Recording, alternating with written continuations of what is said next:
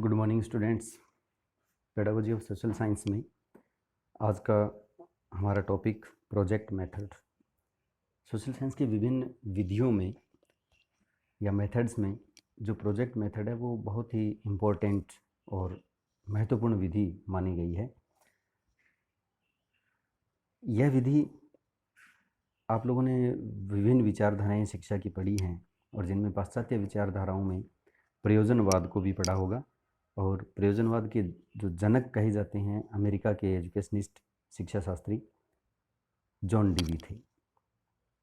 और ये विधि जो है वो जॉन डीवी के शिक्षा के जो विभिन्न सिद्धांत हैं या शिक्षा प्रयोजनवाद के जो सिद्धांत हैं उन्हीं पर आधारित है।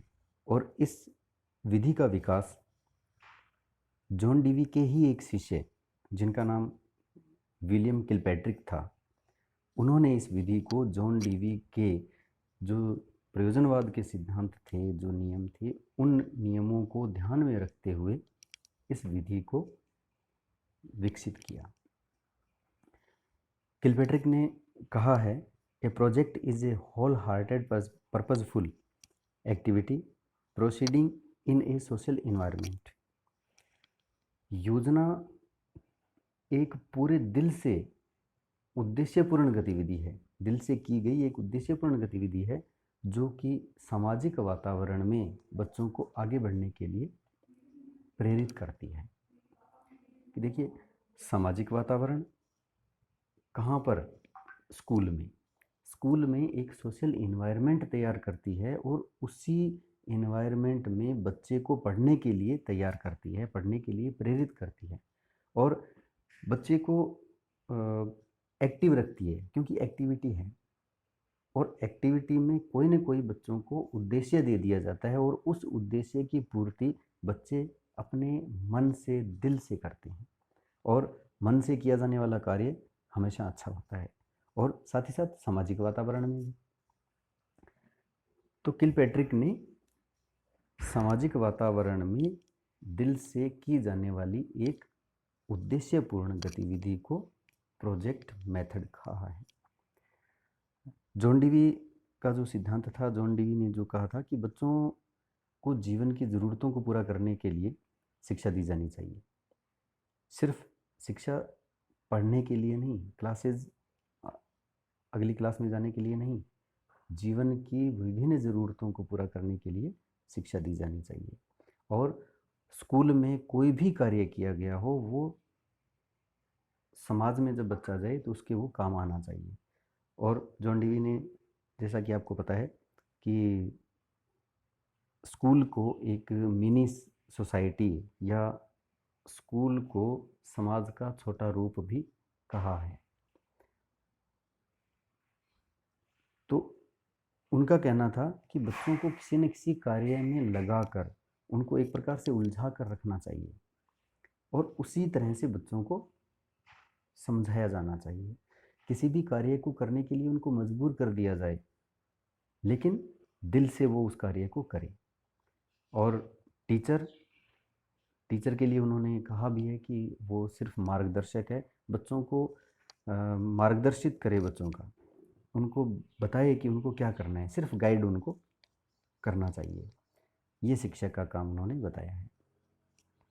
आगे हम देखें तो विभिन्न स्टेप किलपैट्रिक ने बताए हैं प्रोजेक्ट मेथड के, प्रयोजना विधि के। तो सबसे पहले प्रोवाइडिंग ए सिचुएशन। क्लासरूम में सबसे पहले एक सिचुएशन क्रिएट की जानी चाहिए और वो सिचुएशन क्रिएट करने के लिए टीचर बच्चों की मदद करता है। टीचर बताता है, बहुत सारी समस्याएं, बहुत सारी प्रॉब्लम्स, बहुत सारी सिचुएशंस हमारे सामने आती है। टीचर भी बहुत सारी सिचुएशंस रखता है उनके सामने और फिर उनमें से किसी एक सिचुएशन से संबंधित, किसी एक प्रॉब्लम से संबंधित चर्चा की जाती है और उसका चयन किया जाता है अगले प्रोजेक्ट के लिए। किसी भी कार्य को करने के लिए एक समस्या का चयन किया जाता है। सिचुएशन तो टीचर करेगा, चाहे वो सोशल इश्यू से लेकर हो या कोई भी प्रोजेक्ट हो सकता है, कोई किसी भी प्रकार का कोई हाथ का कार्य हो सकता है। तो सिचुएशन क्रिएट करेगा सोशल इशू से रिलेटेड सिचुएशन हो सकती है, वो टीचर के द्वारा की जाती है। और फिर सभी लोग मिलकर, टीचर और स्टूडेंट्स मिलकर किसी एक प्रोजेक्ट का चयन करते हैं।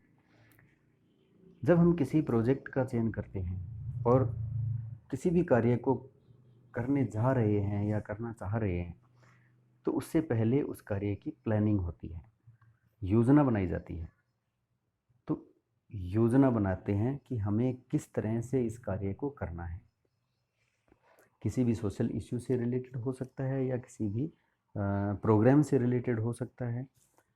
तो उस प्रोग्राम की रूपरेखा हमें तैयार करनी है, उसकी प्लानिंग हमें करनी है, और वो टीचर और स्टूडेंट्स दोनों मिलकर उसको प्लान करते हैं। उसमें भी सभी स्टूडेंट्स को इन्वॉल्व किया जाता है, सभी बच्चों को इन्वॉल्व किया जाता है। और प्लानिंग इस तरह से की जाती है कि कुछ बच्चे एक काम करेंगे, एक ग्रुप दूसरा काम करेगा, दूसरा ग्रुप फिर एक दूसरा काम करेगा। तो हमारे प्रोजेक्ट को कई भागों में बांट लिया जाता है और फिर ग्रुप बनाकर बच्चों को वो कार्य दे दिया जाता है, वो अपने अपने। लेकिन यहाँ एक चीज़ और होती है कि बच्चे अपनी रुचि, अपनी इच्छा और जो काम उनको आसान लगता है या जो काम वो कर सकते हैं, अपनी योग्यता के, अपनी क्षमता के अनुसार उस कार्य को चुनता है। तो ये योजना बन जाती है। उसके बाद योजना को एग्जीक्यूट किया जाता है कि अब हमने योजना बना ली कि हमें क्या क्या करना है, कि कौन सा बच्चा क्या काम करेगा, और उसके बाद उसको एग्जीक्यूट करना है। एग्जीक्यूट क्रियान्वित होता है और फिर जितना समय निर्धारित होता है उस समय में वो काम बच्चे अपने अपने काम में लग जाते हैं। यहाँ टीचर क्या करेगा? टीचर उन बच्चों को देखेगा काम करते हुए, क्योंकि सारा काम स्कूल में होगा, क्लासरूम में होगा, या क्लासरूम के बाहर भी कोई इस प्रकार का प्रोजेक्ट हम ले लेते हैं तो क्लासरूम के बाहर भी हो सकता है। तो टीचर जो है वो उन बच्चों को कार्य करते हुए देखेगा, और जहाँ पर उनको लगता है कि यहाँ पर मेरे मार्गदर्शन की ज़रूरत है, वहाँ एक मार्गदर्शक के रूप में टीचर है वो उनको कार्य बताता है कि आप इस तरह से करो तो अच्छा है। लेकिन पूरी तरह से फ्रीडम, बच्चे अपने हिसाब से कार्य करेंगे। और जब एग्जीक्यूट हो जाता है, क्रियान्वित हो जाता है, कार्य पूरा हो जाता है, तब उसकी सामूहिक चर्चा या उसका इवेल्युएशन किया जाता है, उसका मूल्यांकन किया जाता है। देखिए, पहली बार या किसी भी कार्य को हम करते हैं, किसी भी प्रोजेक्ट को हम करते हैं, तो उसमें कुछ कमियां रह जाती है। उसको इवेल्युएट किया जाता है कि क्या कमियां रह गई है, क्या अच्छाइयाँ थी। पहले अगर कोई प्रोजेक्ट कर रखा है तो उससे उसकी तुलना की जाती है, या किस स्टूडेंट ने कौन से कार्य को सही प्रकार से नहीं किया उसको भी मार्गदर्शित किया जाता है कि आगे से इस तरह से करना। तो बहुत सारी चीज़ें उसमें शामिल होती है उस चर्चा में, जो इवेल्युएशन ऑफ द प्रोजेक्ट होता है। लास्ट में उसका मूल्यांकन हम करते हैं और उसकी रिपोर्ट भी हम बनाते हैं, ताकि वो रिपोर्ट हमारे पास रहे और आगे कोई भी प्रोजेक्ट हम करें उसी तरह का, तो उस कार्य को, उस रिपोर्ट को पढ़ते हुए उसकी जो कमियां हैं उन कमियों को सुधार करते हुए आगे का हम कार्य कर सकें। इसके मेरिट्स की हम अगर बात करें तो यह विधि जो है वो बच्चों को, पहली बात तो ये वैज्ञानिक विधि है, साइंटिफिक मेथड है। साइंटिफिक मेथड कैसे? कि चाइल्ड सेंटर्ड, बच्चा जिस तरह से चाहे उस कार्य को उसी तरह से करे, अपनी इच्छा, अपनी क्षमता, अपनी योग्यता के अनुसार वो सीखने का मौका बच्चे को मिलता है। It gives freedom to children, यह बच्चों को बिल्कुल स्वतंत्रता देती है। वो जो प्रोजेक्ट और जो कार्य उसको मिल रहा है उस कार्य को वो अपने तरीके से, अपनी गति से और अपनी क्षमता, योग्यता के अनुसार उसको करने के लिए स्वतंत्र है। नेक्स्ट, बच्चा इसमें अपने जो अनुभव है उससे सीखता है, अपने कार्य को करते हुए अपने तरीके से उस कार्य को करेगा और नए अनुभव लेगा, क्योंकि लर्न बाय डूइंग का सिद्धांत यहाँ पर लागू होता है। और अपने कार्य को अपने तरीके से, अपने खुद के अनुभव के से वो करता है। एक चीज़ और होती है, बुक्स यहाँ कहीं नहीं होती और बुक्स से वो दूर रहता है। बिल्कुल अलग कर देती है ये विधि कि किताबें नहीं, सिर्फ अपने अनुभव और शिक्षक का मार्गदर्शन आपके पास होगा और उसी के अनुरूप आप उस कार्य को करने के लिए बिल्कुल फ्री होगी। बुक या किताब का बंधन आपके पास नहीं होगा। ज्ञान प्राप्त करने का ये बड़ा ही ये कहें कि नेचुरल मेथड है, प्राकृतिक और शुद्ध ज्ञान प्राप्ति का। प्राकृतिक वातावरण में, सामाजिक वातावरण में हम उस कार्य को जब करेंगे तो सामाजिक वातावरण से विशुद्ध ज्ञान हमें प्राप्त होगा, उन बच्चों को प्राप्त होगा। यह विधि सोशल एडजस्टमेंट की, अगर हम किसी सोशल इशू को ले लेते हैं तो सोशल एडजस्टमेंट, क्योंकि मान लीजिए आप समाज के एटीट्यूड को जाने, कन्या भ्रूण हत्या या दहेज प्रथा या पर्दा प्रथा के बारे में, तो वो उनको प्रोजेक्ट बच्चों को दे दिया जाता है। तो वो बच्चे क्योंकि डाटा इकट्ठे करेंगे, दूसरे समाज के लोगों से मिलेंगे, उनके एटीट्यूड को जानेंगे, तो कहीं ना कहीं सोशल एडजस्टमेंट भी उनमें आएगा। लोगों से मिलेंगे, सोसाइटी में जाएंगे, तो सोशल एडजस्टमेंट की ट्रेनिंग उनको मिलती है। It gives training in democratic way of living. Democratic वे, लोकतांत्रिक रूप में या लोकतांत्रिक जीवन में किस तरह से जीना चाहिए, या जैसे एक समूह में बच्चा कोई कार्य करेगा, जो कार्य उनको दिया गया है वो समूह में करेगा, तो वहाँ पर भाईचारे की भावना, एक दूसरे का सहयोग, तो एक लोकतांत्रिक वातावरण वहाँ पर बनेगा।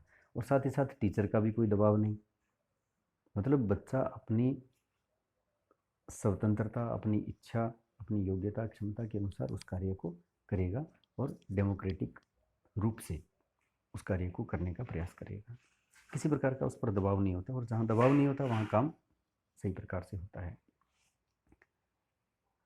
और यह विधि जो है वो बच्चों को विभिन्न समस्याएं जो जीवन की होती है और आने वाली हो सकती हैं, जीवन में बहुत सारी समस्याएं होती है, उन समस्याओं को किस प्रकार से सॉल्व करें, उन समस्याओं का हल किस प्रकार से निकालें, इसकी ट्रेनिंग बच्चों को ये विधि देती है। क्योंकि जब उसको प्रोजेक्ट दिया जाता है तो वो शारीरिक एक्टिविटी के साथ साथ मेंटल एक्टिविटी भी उसकी होती है। शारीरिक और मानसिक दोनों क्रियाएं वो करता है कि मुझे इस कार्य को किस तरह से अच्छा करना है, क्योंकि वो उसके लिए एक प्रॉब्लम होती है। तो उसी तरह की प्रॉब्लम्स जीवन में भी आएंगी, तो उन प्रॉब्लम्स को भी वो किस प्रकार से हल करेगा, इसकी ट्रेनिंग उसको मिलती रहती है। यहाँ इस विधि में बच्चों को समझने में सहायता करता है ये मेथड, किसकी? टीचर की। टीचर अपने बच्चों को जान जाता है कि किसमें क्या योग्यता है, अलग अलग उनको प्रोजेक्ट दिया जाता है और वो बच्चों को समझने में सक्षम हो जाता है कि कौन सा बच्चा क्या योग्यता रखता है, और आगे का जो प्रोजेक्ट होगा उसके अनुरूप ही उसको कार्य वो देगा। इसके कुछ डिमेरिट्स भी हैं। सबसे पहला कि सिलेबस, क्योंकि प्रोजेक्ट है तो बच्चे उसमें लगे रहेंगे, कब ख़त्म हो पता नहीं, लेकिन सिलेबस कंप्लीट होना बड़ा मुश्किल हो जाता है इससे। और लर्निंग जो है वो सिस्टमेटिक नहीं होती, कहीं ना कहीं जो लर्निंग प्रोसेस है वो अव्यवस्थित हो जाता है। और एक चीज़ और होती है कि कुछ स्टूडेंट्स प्रोजेक्ट तैयार करने में या उस कार्य को करने में बड़े एक्सपर्ट होते हैं और कुछ नहीं होते। तो यही होता है कि कुछ स्टूडेंट्स जो है उनकी मोनोपोली हो जाती है, एकाधिकार उस पर हो जाता है सिर्फ कुछ छात्रों का, और वही लोग आगे आते हैं और सबको ये कहते हैं कि हम कर रहे हैं ना, आप देखिए। तो सभी छात्र इसमें अपने अनुभव या स्वतंत्र रूप से अपने विचारों को शामिल नहीं कर पाते। ये इसमें समस्या रहती है, इसका दोष है। टीचर का जो वर्कलोड है वो बढ़ जाता है, क्योंकि पूरे प्रोजेक्ट को देखना, सिचुएशन क्रिएट करना, योजना बनाना, बच्चों को बताना, मार्गदर्शन करना, और पूरे जब तक वो प्रोजेक्ट चलता है तब तक हर एक बच्चे का ध्यान रखना, तो टीचर का वर्कलोड है वो बहुत बढ़ जाता है। फिर उसको इवेल्युएट करना, बहुत सारी जिम्मेवारियाँ टीचर की है वो बढ़ जाती है। और महंगी विधि भी है।